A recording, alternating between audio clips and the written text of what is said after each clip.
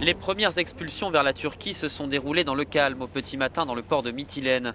2 bateaux battant pavillon turc ont transporté une centaine de migrants. Mais à la même heure, ils étaient encore plus nombreux, plus de 170 selon les autorités grecques, à avoir fait le chemin inverse à bord de canots pneumatiques. Preuve de l'efficacité pour l'instant très relative du caractère dissuasif de l'accord conclu entre Bruxelles et Ankara. L'opération d'aujourd'hui s'est bien déroulée, affirme la porte-parole de Frontex. C'était très calme. Les migrants sont montés à bord des bus avec leurs officiers d'escorte. Ils sont venus ici, ont récupéré leurs bagages et avec leurs officiers d'escorte sont montés à bord des ferries. Il n'y a pas eu d'incident. Quelques dizaines de militants ont dénoncé ces expulsions dans le port de Mytilène.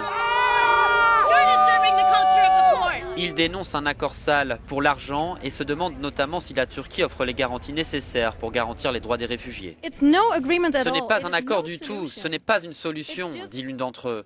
Enfin, tout est une question d'argent. Je suis ici avec mon cœur, je me soucie des gens et nous devrions nous soucier de tous les gens vulnérables dans ce monde. C'est pour cela que je suis là. La Turquie n'est pas un pays sûr, peut-on lire sur cette pancarte.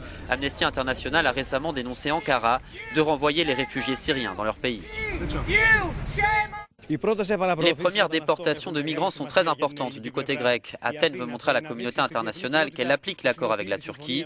Mais avec 52 000 réfugiés pris au piège et des frontières fermées, le gouvernement essaye aussi de calmer et rassurer les Grecs qui ont peur que la situation devienne rapidement incontrôlable.